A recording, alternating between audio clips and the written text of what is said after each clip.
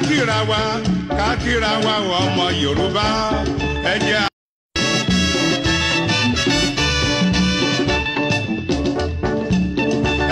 kíra wa ká kíra wa ọmọ Yorùbá ẹ jẹ́ abára wa yọ̀ ṣẹ̀ṣẹ̀ ká bára wa jó àwa ọmọ Yorùbá ti gòkè àgbà o.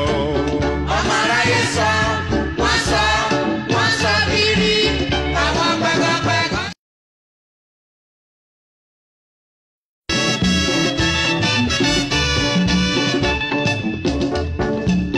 ẹ jẹ́ kíra wa ká kíra wa ọmọ Yorùbá ẹ jẹ́ abára wa yọ̀ ṣẹ̀ṣẹ̀ ká bára wa jó àwa ọmọ Yorùbá ti gòkè àgbà o.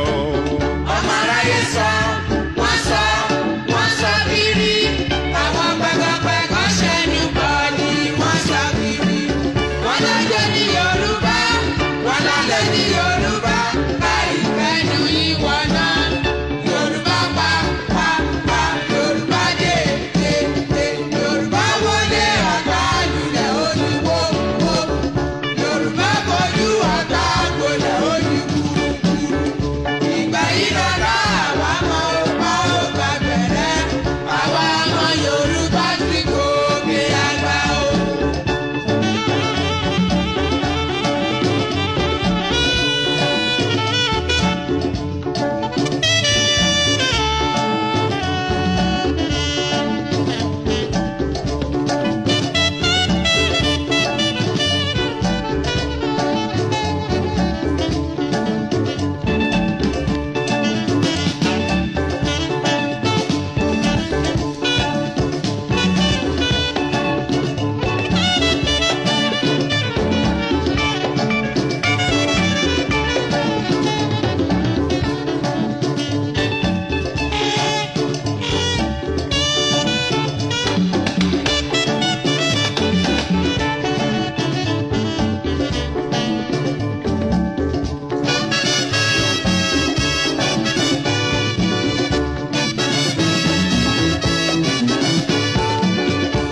Sọpọ̀lẹ̀ ni wá kó wá wo bí ilé tí ń jóná bí pápá kó wá wo bí mọ́tò tí ń jóná bí pápá kó wá wo bí ènìyàn tí ń yọ̀rọ̀dọ̀ bí àkàrà ẹ̀wẹ́ tiẹ̀. kó takuru. ẹ̀wẹ́ tiẹ̀. kó yọ̀rọ̀dọ̀. ẹ̀wẹ́ tiẹ̀. kó takuru. ẹ̀tún bá mi wẹ́ tiẹ̀. kó yọ̀rọ̀dọ̀.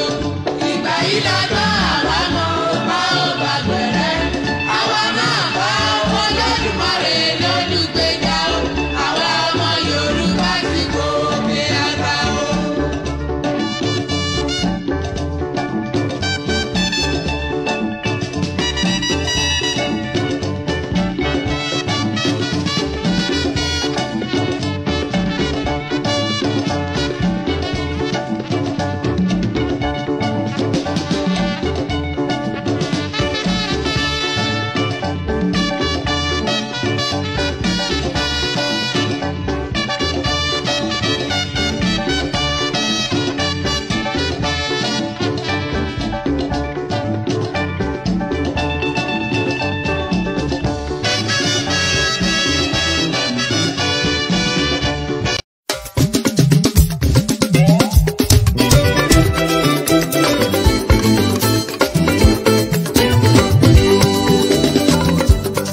bẹ́nìyàn bá ronú jinlẹ̀ ní ilé ayé ìrìn sókè ìrìn sódò ọmọ ènìyàn ṣùgbọ́n kinní kan ni mo mọ̀ tó dá mi lójú òtítọ́ ní gbé ní ìkà kì í gbé ní òtítọ́ ní gbé ní ìkà kì í gbé ní o.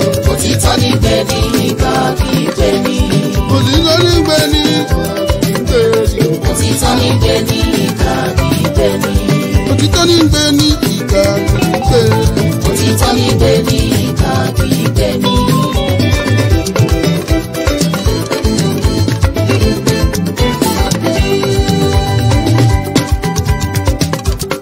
mo fẹ́ lówó mo fẹ́ lọ́mọ onílé ayé ìyẹn ló fẹ́ mú kó sọlé ọ̀làdà òro kó wá fẹ́ sọlé ayé ìdàwá ìlọ ó máa ṣe o òtítọ́ ní gbé ní ìkà kì í gbé ní òtítọ́ ní gbé ní ìkà kì í gbé ní o. òtítọ́ ní gbé ní ìkà kì í gbé ní. òtítọ́ ní gbé ní ìkà kì í gbé ní. òtítọ́ ní gbé ní ìkà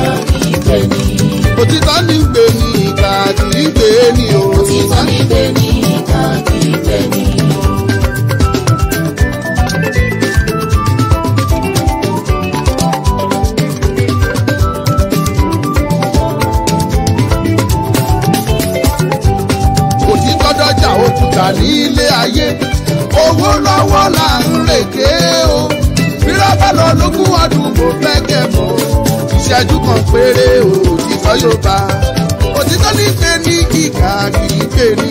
òtítọ́ ní pé ní kíkà kì í pè ní. òtítọ́ ń pè ní oyíkà kì í pè ní o. òtítọ́ ní pé ní kíkà kì í pè ní. òtítọ́ ní pé ní kíkà kì í pè ní o. òtítọ́ ní pé ní kíkà kì í pè ní.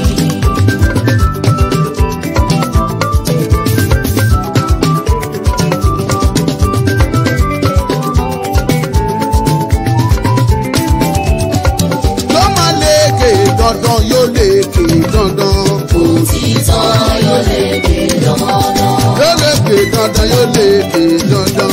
òtítọ́ yóò lékè dandan. yóò lékè dandan yóò lékè dandan ni. òtítọ́ yóò lékè dandan. ṣáṣù òtítọ́ ó wà á lékè dandan. òtítọ́ yóò lékè dandan. yóò lékè dandan yóò lékè dandan.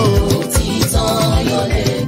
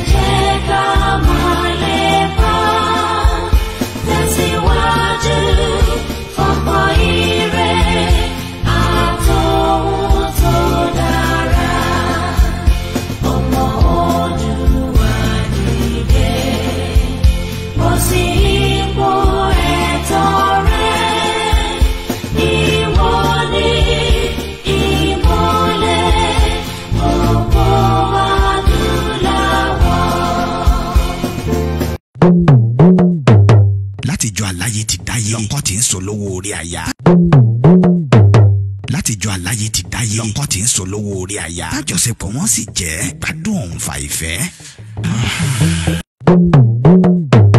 látijọ́ aláyé ti dáyé lọ́kọ tí ń solówó orí aya tájọṣepọ̀ wọn sì jẹ́ gbádùn òǹfà ìfẹ́.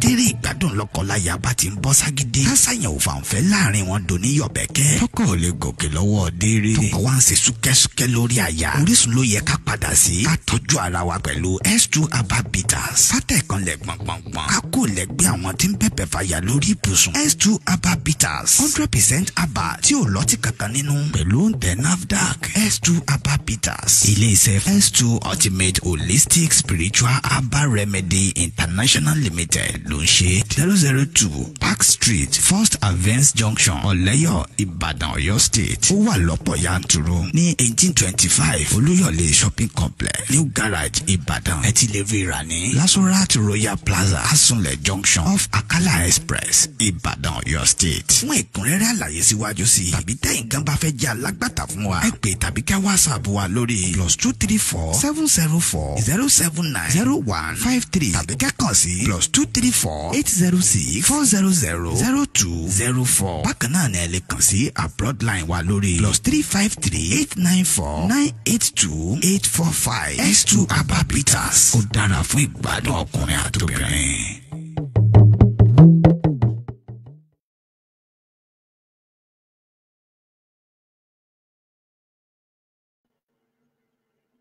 ẹ kú dédé àsìkò yìí gbogbo ẹ̀yin ojúlówó ọmọ Yorùbá lọ́mọdé lágbà lọ́kùnrin lóbìnrin lórílé lálejò ẹ kú lé S2 Herbal ó wà lóríṣiríṣi eléyìí tí ó wà lọ́wọ́ mi èyí tí wọ́n fi ń tọ́jú àìsàn ìfúnpá tó ga òun lélẹ́yìí wà fún tí olóyìnbó ń pè ní high blood pressure hypertension òun iṣẹ́ eléyìí tọ́jú nìyẹn eléyìí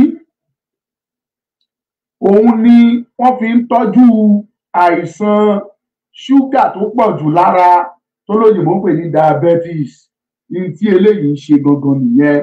Ẹ̀yin tẹ́ bá nílò ẹ kàn sọ́mọlúkà kẹ́ ẹ tọ́jú ara yín, ara èso òkúta eléyìí wọ́n fi ń wẹ ìdọ̀tí inú ẹ̀jẹ̀, ìdọ̀tí ara káwẹ̀ tán kára máa yúnyàn.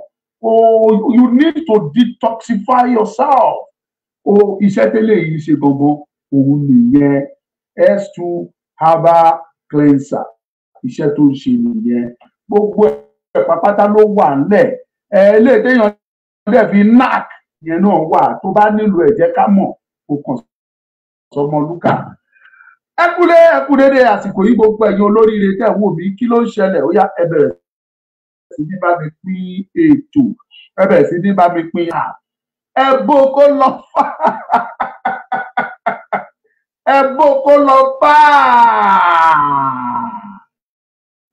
Kí ló bọ́ sí iṣẹ́ tí bàbá mi rán mi sí yín, tí olóyè rán mi sí yín, tí bàbá Akíntóyè rán mi sí yín? A ṣẹ̀ṣẹ̀ ṣetán ni. Ó dẹ̀ láwọn nǹkan tí èmi àti bàbá sọ, ó níṣẹ́ tán gbé rán mi sí gbogbo ẹ̀yin ọmọ Yorùbá. Ẹ súnmọ́ bí ẹ jẹ́ ń jíṣẹ́ fún yín. Ọ̀rọ̀ wa ti dijó, ọ̀rọ̀ wa ti jó, ọ̀rọ̀ wa dayọ̀ ọmọ Yorùbá. Ẹ máa jó, ẹ máa yọ̀, ẹ máa jó, ẹ máa yọ̀. Mo sọ fún yín, mo ní bó pẹ́ títà kó lò lọ́ pé bàbá bọ́ nínú ìgbèkùn yìí.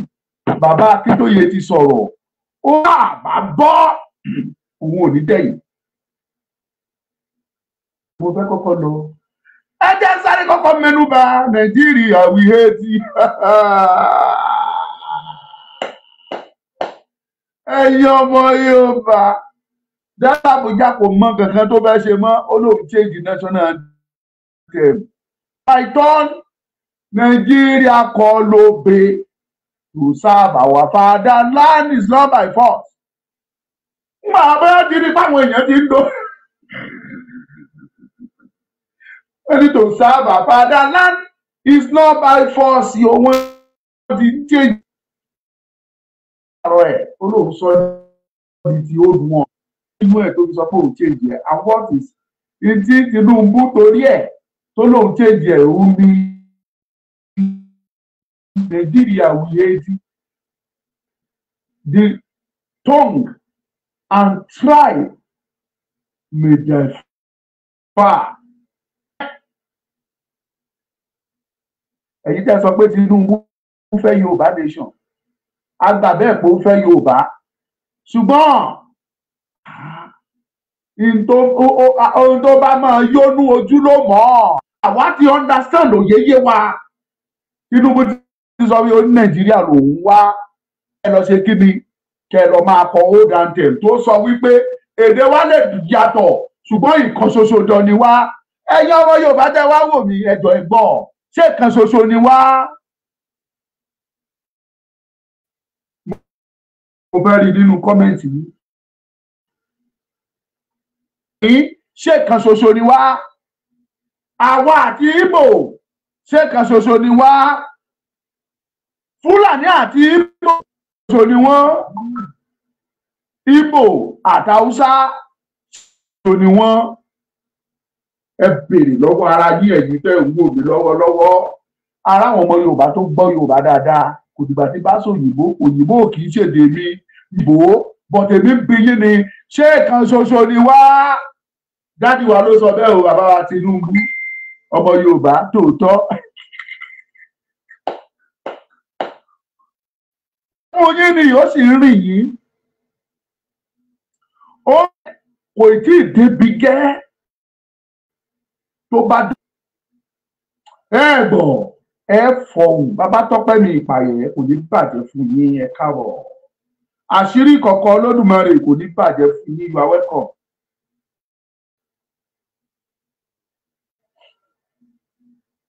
Ó rìn yín wọ́n ní old anthem làwọn dá padà, wọn ò dá old price of petrol wọn ò bá wa dá padà,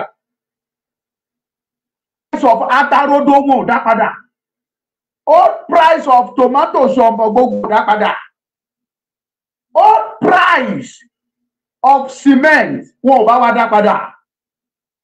old price of transport wọn ò dá padà, old price of clearing vehicles wọn ò dá. Lẹ́dẹ̀ tó bá fẹ́ clear mọ́tò ẹ 400,000, 500,000, 600,000 wọn ò bá wa dá padà látòrí 4 million 5 tí Buhari gbé sí kó tó lọ wọn ò dá padà. Anthem làwọn fẹ́ dá padà, change to old anthem, ṣùgbọ́n wọ́n kọ̀ wọn ò bá wa change sí old exchange, wọn ò change sí old price of Corona tí wọ́n tà ní 1,700,000 tó di 9 million lénìí, wọn ò bá wa dá gbogbo ẹ̀ padà. Ẹ kò tí ì dòkú ẹ̀ tó bá débi kẹ́ gbogbo yín á dìde, ibẹ̀ kọ́ mò ń lọ. Ẹkúlé lẹ́ẹ̀kan sí ẹ̀yin ọmọ Yorùbá, ẹkúlé làkàrà alẹ́ ẹ̀rìn wàhálà èrò ọ̀nà. Abíọ́dún Bọ́dẹ̀dé, God bless you, welcome. Prophet David Mike, you are welcome. Ṣẹ̀san Ọlágbẹ̀gì, God bless you, you are welcome. Prophetess Dada gbogbo yín mo kí. Ẹ̀mẹ́lò mo fẹ́ dárúkọ máa mo kí yín o.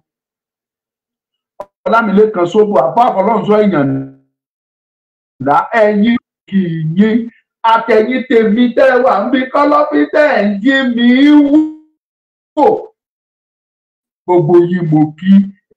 Ẹ̀yin tèmi ní Canada, ẹ̀yin tèmi ní Europe, ní Dublin, ní Ìtàló, ní Germany, gbogbo yín mo kí. Tí bá ní kí n máa dárúkọ ilé àpò o, ilé àpò ẹnìkan kan. Bàbá Professor Débánjí Akíntóyè àti Tatúni àti Uncountable of Yorùbá land, Ajagungbadé 1 of Yorùbá. Ó ní kí gbogbo yín pátápátá Sunday ọmọdé yẹn mọ. Ó fi iṣẹ́ ńlá rán mi, ó ní kí gbogbo yín lẹ. Ó ní ẹ kú àmúmọ́ra. Ó ní ẹni egún lé òní kò máa rọ́jú bó ṣe rárá ayé.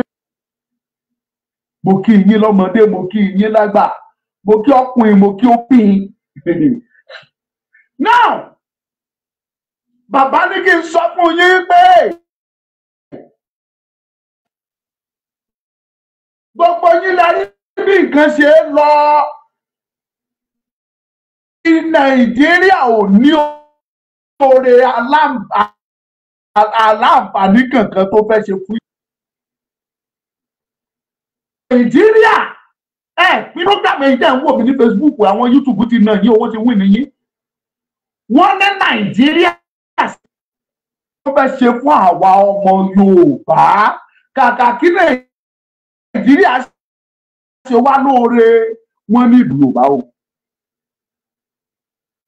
Bàbá ní kí n sọ fún yín wípé láàárín ọdún bíi mélòó kan, it is on record according to the statistics in one bed that 11 million women, educated men and women and even non-educated, of Yoruba has traveled out of Yoruba land. Kí ló túmọ̀ sí? 11 million ọmọ Yorùbá lọ́kùnrin àtobìnrin, ó kàwé kò kàwé, ni wọ́n ti sá kúrò ní ilẹ̀ Yorùbá tí wọ́n ti gba orílẹ̀-èdè míì lọ. Either America or Canada or Brazil or Cuba or Barbados or Turkey or Germany or Spain or Italo tàbí Dublin tàbí London tàbí Japan tàbí South Africa tàbí Dubai tàbí Saudi tàbí Afghanistan tàbí Moscow. 11 million ló ti sá lọ. Wọ́n dẹ̀ sọ wípé it is possible 100% if Yoruba people will leave Yoruba land to another country in the next 5 years. Torí tẹ́ ẹ bá lọ, mo gba Ìkẹjà kọjá ńjọ́ kan. Ní ibi tí embassy, bóyá ibẹ̀ embassy wọn, bóyá wọ́n ibẹ̀ náà ti gba visa wọ́n wá níbẹ̀ ni wọ́n ti gba visa London UK mo wá rí èrò tó lọ rẹpẹtẹ ṣé wọ́n ń ṣe campaign lọ́wọ́ ni kì í ṣàsìkò campaign kì í ṣàsìkò tó ń ṣe èrò yẹn mo wá find out mo ń béèrè wọ́n wá ní àwọn tó fẹ́ travel out lọ sí London pé ibi yìí ni wọ́n ti wá apply mo ka ọwọ́ mi mọ́ o travel jáde kúrò ní Nàìjíríà ẹ wá wo èrò ẹ̀yin tẹ́ ẹ mọ ibi tí mò ń sọ níkẹjà ẹ sọ fún mi pé irọ́ ló pa tàbí kì í ṣe irọ́. The same thing applicable to all the embassies. Àwọn visa tí a gbọ̀n yìí torí pé láì tiẹ̀ sí àní àná ẹ mọ̀ yìí pé kò sí retí kò sí anything fún Nàìjíríà mọ́. Gbogbo àwọn tó yẹ kó ṣe Nàìjíríà lóore gbogbo wọn ti jápa wọn ti sá èyí tó dùn wá jù tó pè mí tó dùn bàbá Professor Akintoye tó fi tẹnu mọ́ ni wípé gbogbo ẹ̀yin tẹ́ wà háì ó kà lọ university for nothing ó kàwé ó mọ̀wé for nothing èmi lọ wà wá lọ máa fọ̀ di arúgbó wà wá lọ máa ṣe gate man wà wá lọ máa wà tẹ́kisí lọ́hùn-ún. This is painful to our heart. Bàbá ní sọ fún pé léyìí jẹ́ tó bà òun lọ́kàn jẹ́ ń gbogbo ògbà pé ìdí rèé tóun ṣe ń tẹnumọ́ pé Yorùbá gbọ́dọ̀ jáde kúrò nínú ìgbèkùn Nàìjíríà bá a fẹ́ bá a kọ̀.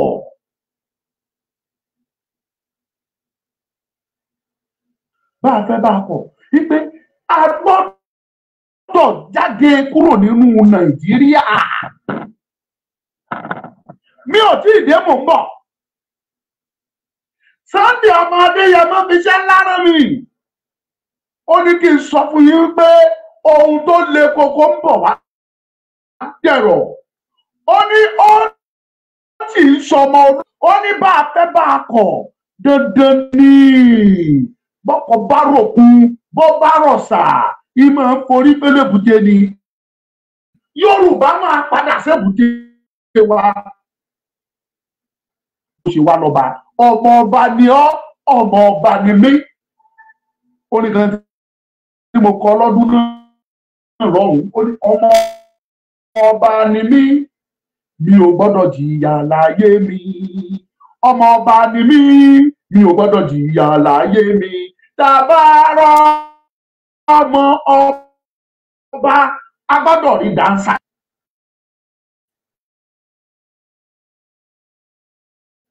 Dànsákì ọba dà lára ẹ̀yin ọmọ Yorùbá. Padà bá a bá rọ́ba ó di dandan kárí Dànsákì. Kò sí Dànsákì lára ọmọ Yorùbá. Ọmọ Yorùbá ti sá lọ sórílẹ̀-èdè ní ìtàn. Wọ́n ti di ẹrú, wọ́n ti di nǹkan míì sórílẹ̀-èdè míì.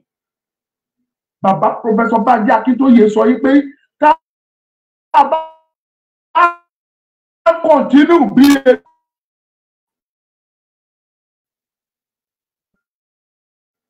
wisdom gbogbo understanding ní tọ́lọ́run fi kẹ́ gbogbo wa ní ìran Yorùbá wà á tiraka ó lọ skúù ó kàwé ó yẹ gbogbo wa sàn ká má lọ yunifásitì wà á ṣe.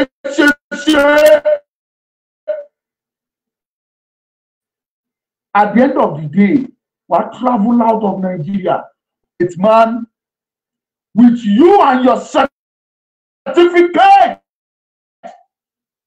With or 7 years in university course di ọdún mẹ́rin wọ́n bá ẹ sọ di ọdún méje tí ò bá sọ ọdún mẹ́jọ gan àṣẹ̀yìnwá àṣẹ̀yìnbọ̀ wà á tún dé báàlì yàn bí useless lọ́wọ́ ẹ wà á wá tún tira àmọ́ dáná fọmọ wẹ́rẹ́ wà á bẹ̀rẹ̀ sí ní ṣe iṣẹ́ ẹ̀gbìn. Bàbá ní kí n sọ fún pé ilé yóò dùn mọ́ àwọn nínú ojoojúmọ́ every day approximately 1,000 1,000 ọmọ Yorùbá ló ń jápa tó ń sá kúrò ní Yorùbá lójúmọ́ tí wọ́n ń kúrò ní Nàìjíríà. Mo ń sọ̀rọ̀ ọmọ Yorùbá, mi sọ̀rọ̀ orílẹ̀-èdè mi. Pé minimum ni mo fún yín, not maximum. We can't even say the maximum because a lè mọ̀. Ṣùgbọ́n a mọ̀ pé ó kéré jù èèyàn 1,000 nílẹ̀ Yorùbá tó jẹ́ ọmọ Yorùbá ni wọ́n ń já kúrò nílẹ̀ Yorùbá tí wọ́n lọ sí orílẹ̀-èdè mi. Lọ́dún kan ṣe àmọye tó jẹ́ 350,000, 365,000 lọ́dún kan. Ẹ calculate láàrin ọdún 5. Ìyẹn fi hàn yín pé láti 2020 tọ́mọlúkà ti ń bá ìrìn àjò Yorùbá nation yìí bọ̀. Tí mo ti ń pariwo fáyé, ó mi pọ̀ ọmọ Yorùbá tó ti yà. Tó láwọn sá àsálà pé òun sá is over 1 million. Imagine láàrin ọdún kan sọdún 5 sọdún 10. Lady K wà lára àwọn tó sá lọ. Ó sá àsálà fẹ́ bí. Ṣùgbọ́n Lady K ṣe mí, ó yẹ kó mú mi dání nígbà tó lọ. Ṣùgbọ́n Lady K mọ̀, ó mọ̀ yìí pé tóun bá Ọmọlúkà máa padà wálé. Èmi mo ti máa travel tí mo lọ Amẹ́ríkà bí Canada, mo fẹ́ ṣe fàájì lọ Benin. Mo pẹ́ dáadáa, àwọn òríwẹ̀ rí máa ń lóṣù kan máa tó padà wálé. Nàìjíríà yìí, èmi ojú mi ni máa fi ja ìjà náà. Ọwọ́ mi, ojú mi, ọpọlọ mi, ẹsẹ̀ mi, màá kí báyìí kúrò ní Nàìjíríà. Wọn ò ní jà lẹ́yìn tèmi.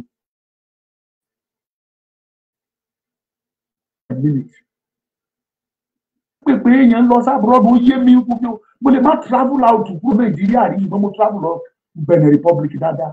I have been to Benin Republic before, but to travel out to Benin abroad mi. Mo fẹ́ kẹ́ understand wípé kò sí ẹni tó travel kúrò ní Nàìjíríà tó lọ sí ìlú míì. Ẹ sọ fún mi. Ẹ bí wọ́n. Majority yìí náà lẹ́wọ̀n mi. Ẹ̀yin lẹ mọ̀ tójú yín rí. Ẹ̀yin lẹ mọ̀ tẹ́ encounter.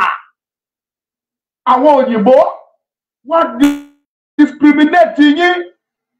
Wọ́n gbé ìṣe wọn dé ilé tá ń pè ní racism. Wọ́n fìtínà yín. Iṣẹ́ ìwọ̀sí, iṣẹ́ ẹ̀gbin. Bàbá Akíntóyè àti Sunday Ọmọdéyẹmọ nínú wọn ò dùn. Mi ò tí ì jíṣẹ́ wọn fún yín gangan, iṣẹ́ tẹ́tẹ́ gangan mi ò tí ì sọ. Ẹ ṣí ẹ prógrámù yìí wọ́n máa sọ fún yín kí n tó lọ. Èyí tí Yorùbá ń pè ní ìfáàrà ni mo ti ṣe. Ìfáàrà. Torí Ọlá Yusuf Olúwatósìn ó ní Ọmọlúkà òrè Ọmọlúkà within ọ̀dà.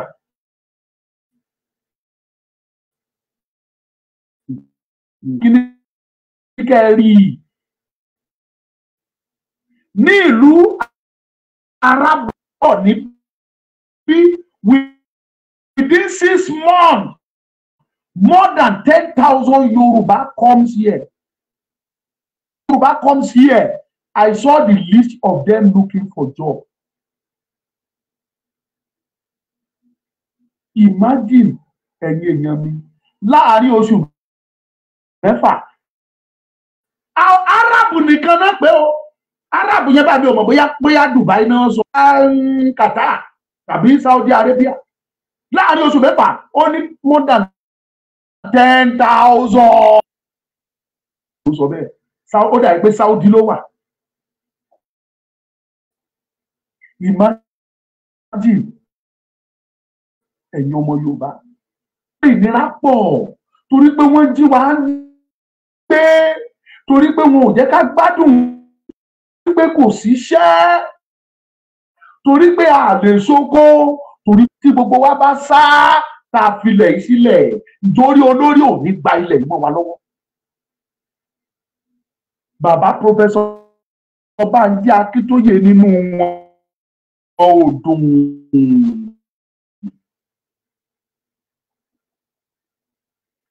Pé ìdí rẹ̀ táwọn ṣe ń kígbe lójoojúmọ́ pé àyàfi kí Yorùbá jáde ṣá, pé ọ̀nà kan ṣoṣo, ọ̀nà pèkú òun ni pé kí Yorùbá jáde kúrò nínú Nàìjíríà. Àìmí àṣepẹ́sì mi ò kọ́dà kò kàn mí nípa ẹ̀yà mi ìbá àwù Fúlàní ìbá àwù Haúsá àti Ìgbò wọ́n jọ máa kọ Nàìjíríà wìyé di lọ. Àti olóyè Ìgbòho padà rán mi gangan sí yín tán ní sọ ẹjẹ́ yàbàrá lọ sọ́dọ̀ àwọn gómìnà ilẹ̀ Yorùbá ẹnlẹ́ o gbogbo ẹ̀yin gómìnà akọ old anthem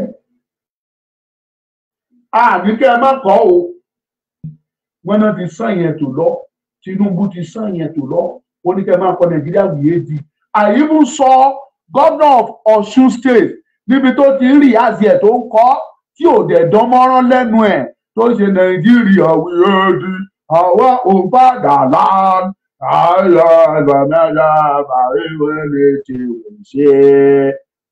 ó mò ń wò ó iṣu o ẹ pẹ̀lẹ́ o this is you we have our anthem ní Ọ̀ṣun State tẹ́lẹ̀ a gbọ́ igbe Arẹ́gbẹ́ṣọlá láti pàṣẹ kò sí skul nígbà ìwàláyé Akérédolú pàṣẹ ó ní gbogbo skul l'Ondo State ìwé gbọ́dọ̀ máa kọ́.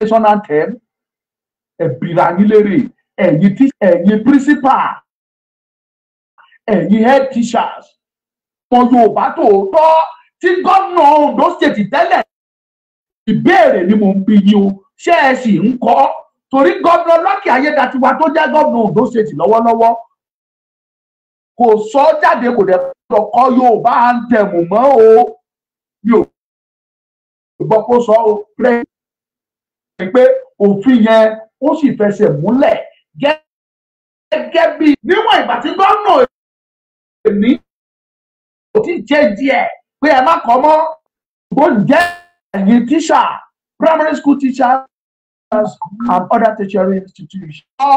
ẹ̀yin ilé iṣẹ́ ìjọba ṣé Nàìjíríà wìyé di ilẹ̀ yìí sì ń pẹ́ tí kankan nínú wọn ò yí àpàdé lára Nàìjíríà. Wọ́n fúnra ẹ̀ ó dá àdíjẹ lára Nàìjíríà ìdìbò ṣe ń kọ́. Wà á ní èdè láì ní èdè nígbà ebi bá payí ẹ. Tó o jẹjẹ kó tó wá ń gbẹ tó o ṣẹ̀ṣẹ̀ ń gbẹ wà á ní èdè tipátipá. Nobody will tell you kó tó mọ̀ pé o mà ti kó èdè wàá mọ̀ pé orin Nàìjíríà wì aid o Nàìjíríà wì hail mi o tó bá fẹ́ kọ́ pápá Nàìjíríà wì aid ní èdè ń jẹ́ ẹ kó èdè ẹ ti mọ̀ kankan ẹ ti mọ̀ kankan Ùkàrẹ́ ni wọ́n rí mọ́ rẹ́ oró.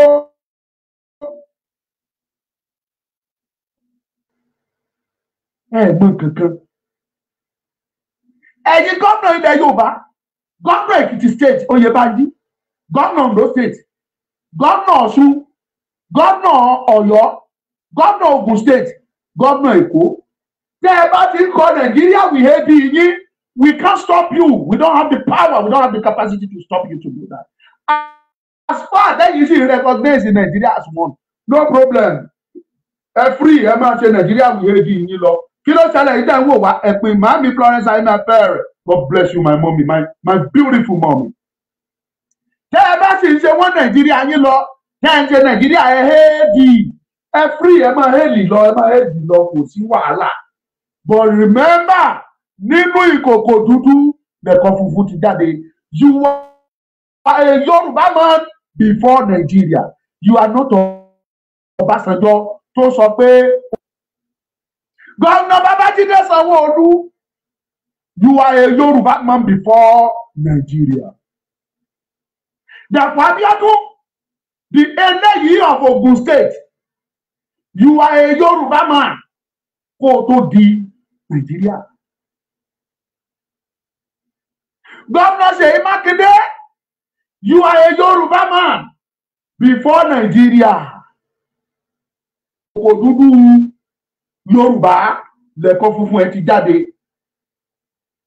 Governor Ọ̀ṣun Mr. Jackson Adeleke, Lulu, a Yoruba man before you become here. Bàbá wa Oyèbánjí Èkìtì, Yorùbá ni yín o, kẹ́ ẹ tó di Nàìjíríà o. Lucky Ayédátíá, ojúlówó ọmọ Yorùbá lóore o. Ojúlówó ọmọ Yorùbá lóore kó o tó di Nàìjíríà. Yorùbá ọdún gbọ̀n everywhere, every nook and cranny of Yorùbá land. Government office ẹ pàṣẹ kí wọ́n máa kọ́ bẹ̀. Iṣẹ́ wa fún lẹ́wà fún ilẹ̀ ìbí wa, kàgbéga kàgbéga kàgbéga fàyè rí.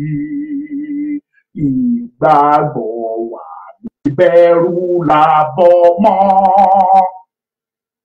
Ká ṣiṣẹ́ ká ṣiṣẹ́ ká ṣiṣẹ́ ká jọlá, ìṣọ̀kan wa tòmìnira ní kẹ́ ká máa lépa, tẹ̀síwájú fọ́pọ̀ ire àtòhun tó dára.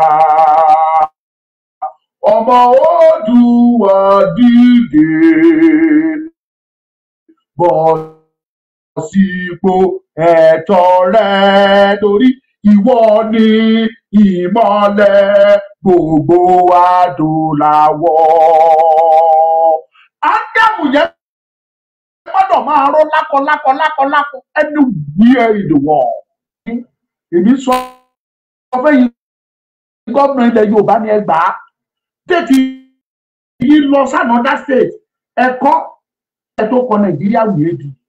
Bẹ́ẹ̀ bá sì fẹ́ kọ́ Nàìjíríà wìí di yìí tẹ́ ẹ kọ́ ẹ̀ẹ́dì tán kẹ́ ẹ tó lẹ́yìn yẹn ẹ gbọ́dọ̀ kọ́ Yorùbá anthem. This is Yorùbá land.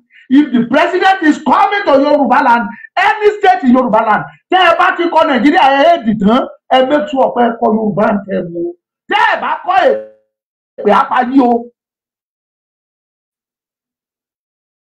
Èpè ní polè, èpè ní pẹ́. Àrùn yàn. No send. Tẹ́ ẹ bá kọ̀ tẹ́ ẹ kọ́ èpè apáyí. Ẹyin TikTok ẹ wà lédi okùn tẹ̀sí wàhálà. Ẹ sáà pé no problem.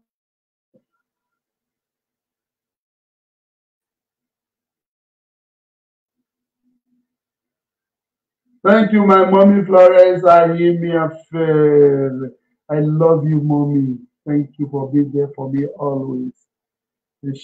Ẹ̀yin ìyá ẹ̀yin ìyá mi gidi, ẹ̀yin ìyá Ọmọlúkà, ẹ̀yin ìyá Ọmọlúkà, ẹ wò ẹ ní sunkún láyé bó ti wù kó rí. Tó bá kù ìṣẹ́rọ̀rọ̀ ẹkún, Ọlọ́run á rẹ̀ kúrò lórí yín ní. Bí Ọlọ́run ti bẹ tí ẹ̀mí rẹ̀ ń bẹ, ẹ ní sunkún láéláé lórí ọmọ, lórí ọkọ, lórí iṣẹ́, lórí Ọmọlúkà fúnra ẹ ní sunkún lórí yín náà. Àmín. Now it is time to deliver Baba Akintoye message to you. Ẹ túbọ̀ pé program yìí mo ti fẹ́ deliver iṣẹ́ yìí kí n rán.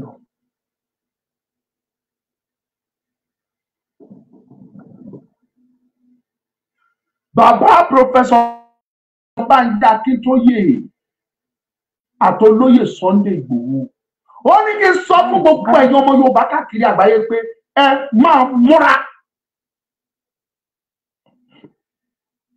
Kí ni mo ní fún bàbá ní kẹ́ ẹ ṣe? Ẹ máa múra fún ìsọjí ńlá tó ń bọ̀ lọ́nà yìí. Ẹ gbọ́ ìsọjí ńlá.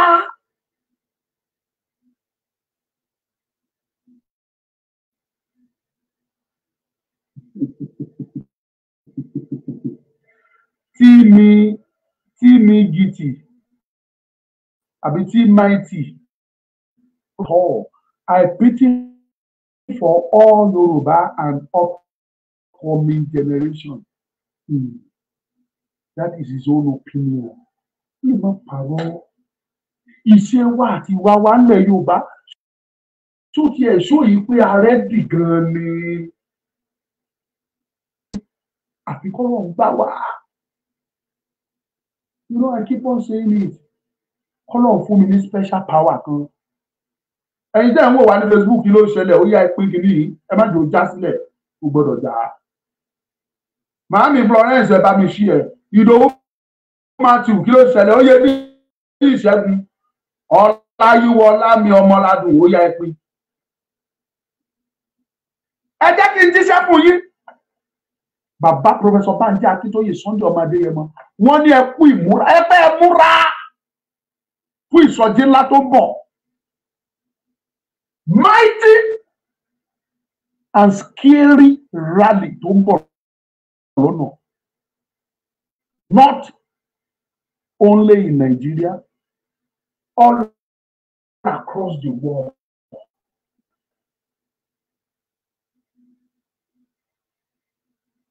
Dí Nàìjíríà lọ́wọ́. Nàìjíríà lè máa function, wọ́n lè máa lọ. Yorùbá ló sọ pé àwọn fẹ́ jáde kúrò nínú Nàìjíríà. Ìyàtọ̀ tó wà nínú ẹ̀ nìyẹn. Yorùbá ní ẹjọ́ là ń kọ́, a kì í kọjá. Bẹ́ẹ̀ ni bàbá Akíntóyè sọ́ọ̀mù dẹ̀ bọ́. We didn't stop Nigeria to exist. Tí Nigeria bá Yorùbá people to have dominion on everything that God gave to us. If food a fẹ́ máa pàṣẹ lórí gbogbo ntọ́lọ́run fi jogún fún wa. That is called self-determination. Yorùbá fẹ́ púlà fẹ́ jáde àfẹ́ kí Nàìjíríà ní àṣẹ lórí wa mọ́. Tí Nàìjíríà bá fẹ́ máa jẹ́ Nàìjíríà lọ wọ́n fi ṣùgbọ́n àwa fẹ́ jáde kúrò ní Nàìjíríà. We are not stopping Nigeria to be Nigeria. It is Yoruba people that want to pull out of Nigeria. Ẹ máa palẹ̀ mọ́ torí ìsọjí ńlá. The great revival, the great rally that will shock the whole world is coming very soon.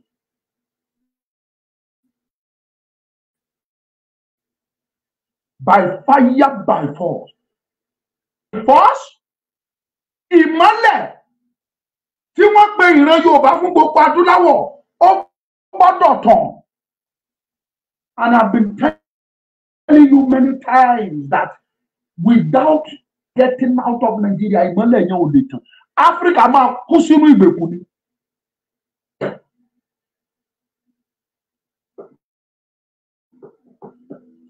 Yorùbá àfi tá a bá jáde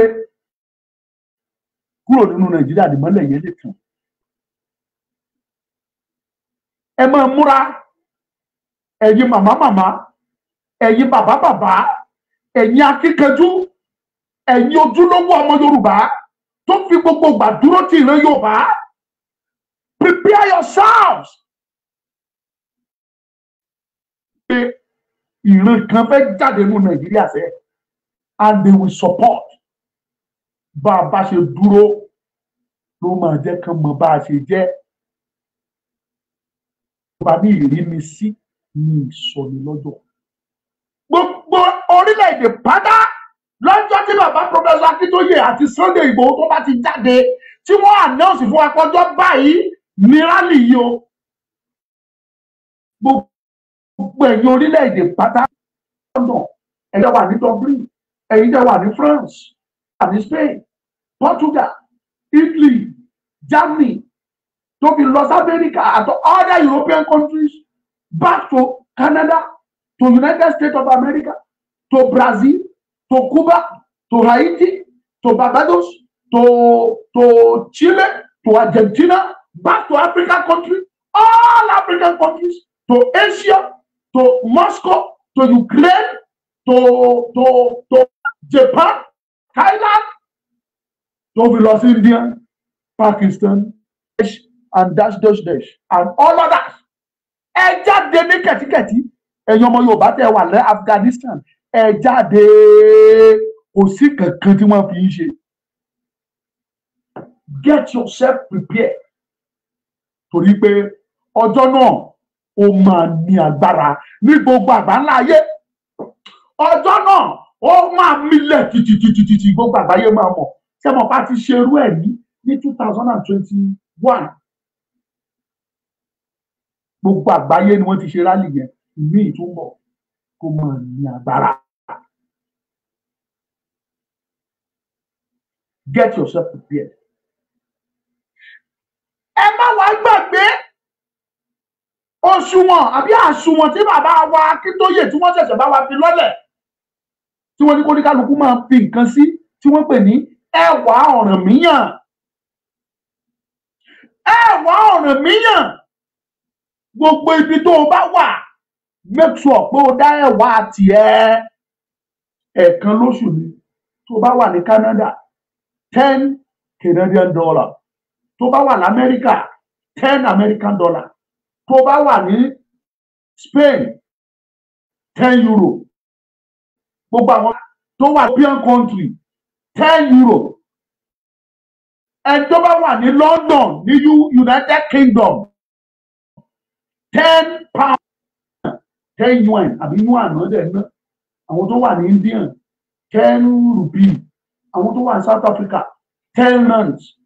Every month ẹ máa dá, torí pé kí ni every moment from now àtàjáde bàbá ní kí n sọ fún pé ẹ kú ìpalẹ̀mọ́ pé eléyìí ó máa ní ayé, ó dẹ̀ lè jẹ́ eléyìí ló máa lead wa jáde. Nàìjíríà ò ní agbára àti dá wa dúró, àwa là dúró bó ṣe yẹ ká dúró. Nàìjíríà mọ̀ yìí pé tá a bá dúró bó ṣe yẹ ká dúró, wọ́n mọ̀ pé a ní agbára àti jáde láti lọ. Ìdí tí wọ́n ṣe rán igbá, tí wọ́n rán àwo, tí wọ́n rán ìkòkò bàbá sásù pé lọ wọ àárín wọn kó ba bẹ̀jẹ́ kó da àárín wọn rú, kán mọ̀ gbọ́ra wọn yé. Òun ló ní tìrí, iṣẹ́ tó ní tìrí wá ṣe nìyẹn. Iṣẹ́ tí Nàìjíríà gọ́ọ̀mẹ̀ntì náà wá ṣe nìyẹn. Tòró mọ̀ yìí pé tá a bá kò sí àyà ńlá fún anybody tó lè mú wa. Torí pé àti ìgbọ́ra yé ni, torí pé ìdàrúdàpọ̀ sì wà ní. Owó ṣe sọ lóòwe lẹ́ẹ̀kan pé ìrínisí ni ìsọni lọ́jọ́. A bá jáde lọ́jọ́ yìí, bí gbogbo àwọn orílẹ̀-èdè àgbáyé bá ṣe rí wa, bí wọ́n ṣe máa àdírẹ́sì wa. Àwọn eléyìí a máa sọ̀pọ̀tì wọn. Eléyìí ó tọ́ fún wọn ní bákọ̀. Ẹ̀yin ni kẹ́ ẹ̀ dìde. Bẹ́ẹ̀ bá dìde, Nigeria has no power to stop us. Àwa náà dúró dáadáa. Tá a bá dúró bó ṣe yẹ ká dúró, kò sí tí Nàìjíríà rẹ̀ ju wá ṣe. Bàbá ní kẹ́ ẹ máa palẹ̀ mọ́. Ló máa jáde. Tó bá pẹ́pẹ́pẹ́ akólòlò á pe bàbá. Akólòlò á pe bàbá. Ó pẹ́pẹ́pẹ́ akólòlò á pe bàbá o. Akólòlò á pe bàbá. Akólòlò á pe bàbá. Bó bá pẹ́ bóyá. Bó bá pẹ́ bóyá á pe bàbá. Akólòlò á pe bàbá. Bàbá yóò bá máa jáde. A kì í ṣèkan. Ọlọ́run tó dẹ̀ dá gbogbo ìran ọmọ ẹ̀dá Ádámọ̀, ó mọ̀ pé òun dá Yorùbá lọ́tọ̀. Ọlọ́run ò dá Nàìjíríà. Mo dúró lórí ẹ̀yin tẹ́ wò mí fúngbà àkọ́kọ́. Are you surprised? I can prove it to you doubt that God didn't create Nigeria. Lord Lugard and his wife in the year 1914. Before 1914, there is nothing like Nigeria. Bàbá mi 1902 ni wọ́n bí. Bàbá tó bí bàbá mi 1902. That is to tell you that he has been existing before the creation of Nigeria. So automatically, I am not a Nigerian. My father was born in year 1944. Only when Baba mi ti kó tó jẹ́ Nigeria, automatically I am not Nigeria. Nigeria was founded in the year 1914 by Lord Lugard and his spouse, Flora Shaw. Ọlọ́run ò mọ ibi tó jẹ́ Nàìjíríà. Ọlọ́run tó dá gbogbo àgbáńlá ayé ó mọ̀ pé ìran tí mo dá tán pè ní Yorùbá rèé, ibi tí mo sì dá wọn sí rèé. This is what I told you. Sí desert. Ó rí wa kò gbé wa sí ilẹ̀ Indian. Ó rí wa kò gbé wa lọ sí South Africa pé ibẹ̀ ní kẹ́ẹ̀tẹ̀ ló sí. Àwọn ẹ̀yà wà ní South Africa. Wọ́n ní Zulu. Wọ́n láì Swahili. Go to Zimbabwe. Go to Kenya. Go to Ethiopia. Àwọn kan wà tán pè ní Aramaic. Àwọn kan wà tán pè ní Afrikaner. Àwọn oríṣiríṣi ẹ̀yà. Tó bá lọ sí Ghana, wọ́n ní Ashanti níbẹ̀, ẹ̀yà kan ni wọ́n. Ọlọ́run tó rí wa tí ò dá wa sí Ghana, tó rí wa tí ò dá wa sí Ethiopia, tó rí wa tí ò dá wa sí Kenya, tí ò dá wa sí Uganda, tí ò dá wa sí Zimbabwe. Ó ní ibi sí. Ó dẹ̀ fún wa láṣà, ó fún wa ní èdè kan, ó fún wa láṣà kan. Ó dẹ̀ fi ilẹ̀ kan, ó fi bound gbogbo wa papọ̀. Kí ló dé tá a tún túnṣe Ọlọ́run wò? Yorùbá, ẹ má torí kan tẹ́ fẹ́ jẹ mú Ọlọ́run bínú. Inú bí Ọlọ́run torí ipò tí Yorùbá wà lẹ́yìn. Ọlọ́run ò dẹ̀ lè sọ̀kalẹ̀ kó ṣe ẹni tí torí ó ti kẹ́ wa pẹ̀lú gbogbo. Until you allow unity to reign among us. Látọjọ́ yìí. Opportunity yẹn àwọn Nàìjíríà ti rí as our weakness. Òun ni wọ́n ṣe ń lò against wa. Wọ́n ti mọ̀ pé weakness Yorùbá òun ni pé wọn ò ní gbọ́ra yé láéláé. Òun ni wọ́n ṣe rányàn sáàárín wa. Ìdúpẹ́ ó dẹ̀ dá gbogbo ẹ̀rú. Àfúnra sílẹ̀. A sì láwọn dìdì ní dúró fún ọmọ Yorùbá tó tún tẹ̀lé màmá wa Mother of Africa. Mother of Africa. Ẹni tí Dọ́là gan ò mọ̀, they don't recognize her. Débi tí Africa ti ń mọ̀ as Mother of Africa. Ẹ tọ́ra yín jẹ́ ẹ̀yà ara yín. Anyway, Yorùbá ní abọ́rọ̀lá sọ fún ọmọlúwàbí tó bá dènú rẹ̀ àdódìdì. Mo ti sọ eléyìí fún yín. Ẹ kú ìmúrasílẹ̀. Ẹ̀yin tẹ́ ẹ bá fẹ́ fowó sí àsùnwọ̀n. Ẹ wá Ọ̀rànmíyàn.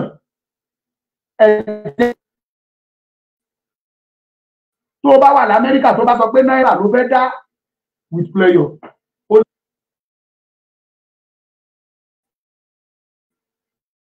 Ẹ wá àwa tá wà Nàìjíríà náà béèrè 10 náírà lọ́wọ́ wa. Mo dẹ̀ dúpẹ́ pé bàbá lo Ọlọ́run fún bàbá yẹn ṣe. Èyí tó bá ní kán mú nǹkan mi kúrò bóyá ọgọ́rùn-ún Ọ̀rànmíyàn náà fẹ́ pè tẹ́lẹ̀. Mo lè má rọ́gọ́rùn-ún Ọ̀rànmíyàn san, but ẹ wá 10 náírà ó rọrùn fún yàn tètè san. Ṣùgbọ́n kì í ṣe dandan kó jẹ́ 10 náírà ní wàá fi bẹ̀.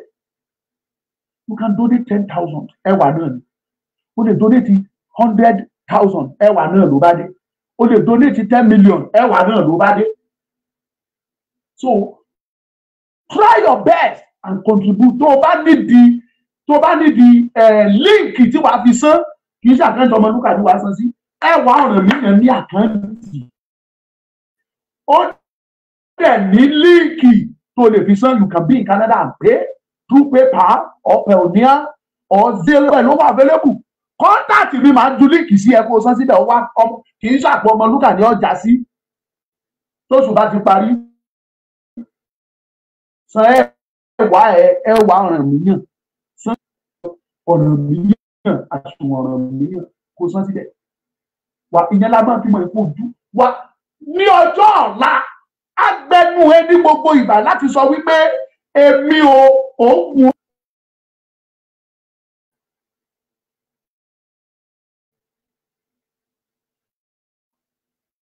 Bàbá ní kí n sọ fún yín pé ẹ kú ìpalẹ̀mọ́ ẹ kú múra lẹ̀ pé àwọn máa fi ọjọ́ yẹn léde ní kò pẹ́ kò jìnnà. no fight, no quarrel. Àbáyàn jàrí ńjọ́ tá a ti ń ṣe àbájárí àjàrí kódà Ìgbòho kì í fẹ́ gbọ́ pé a jáde àlọ́ ń bọ́ lọ́pàá jà àbá ń bá sójà jà àbá ń bá àwọn kan jà kì í fẹ́ gbọ́ sí ẹja ní rárá àwọn gan jìyà tó wá lọ.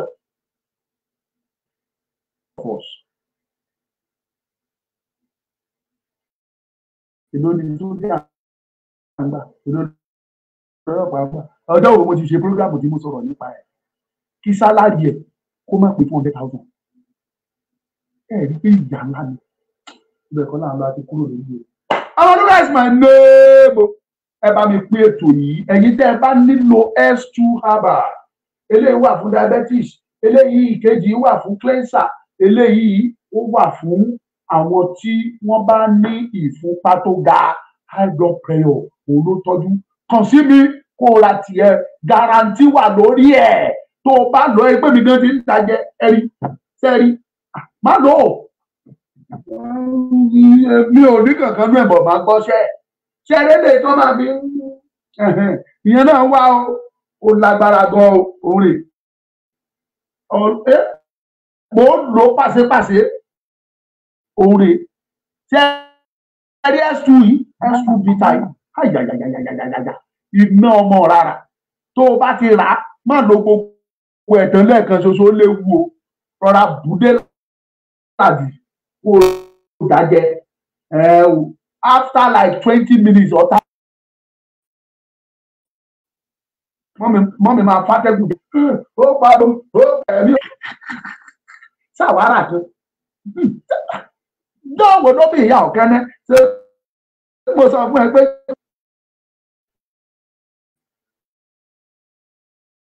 wàá mọ̀ pé kíríkì pákó ń ṣàwọ̀ dáwọ́ ló bí ìyá ọ̀kẹ́ni try wàá mọ̀ pé yes ó tí mò ń sọ wàá mọ̀ pé dáadáa ni wàá mọ̀ pé tòótọ́ ni mò ń sọ. That will be all for today. Omoluka is my name. Have you shared this program? If you refuse to share this program, that means you don't love me. And I believe all of you love me. For the fact that you are here, you love me. And that's the fact. I love you too. Please share this program. If you are watching me from YouTube, try your best to subscribe to my YouTube channel if you haven't. Tó bá ti subscribe rárá tẹ̀ wá ti ní bọ́tì yẹn bẹ́ẹ̀ ọ̀fẹ́ ní kì í ṣòwò. Just click on subscription button. Pam! Ó ti subscribe nìyẹn. Ó ní gbowó.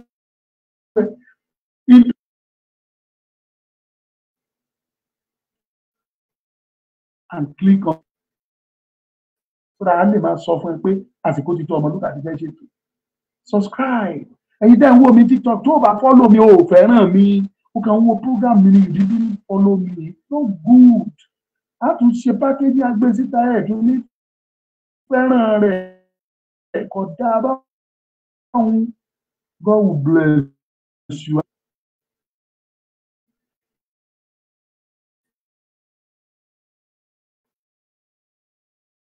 Ọ̀la ẹ̀ sálọ ẹ̀ ní jẹ́.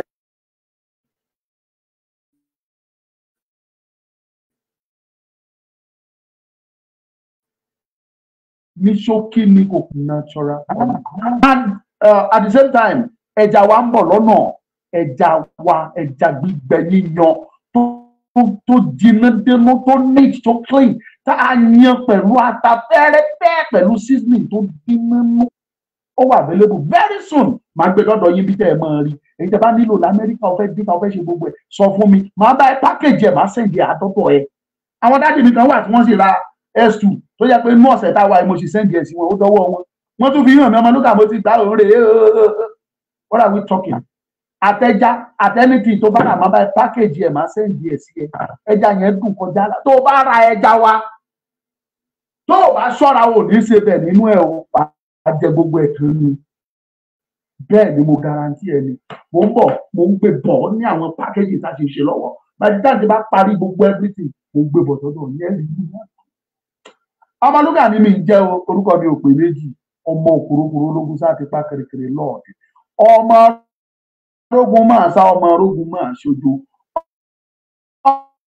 Ọmọlúkà ṣe mẹ́ta gbogbo àkókò.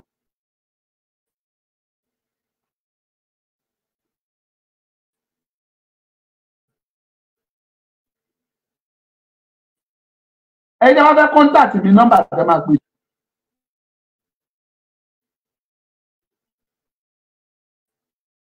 (2484) again 070-409-248.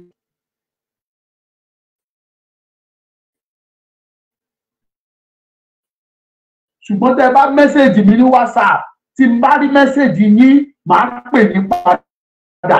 Ọmọlúkà, I want to talk, call you back. Jésù olú ìbùkún ó yá ìbùkún.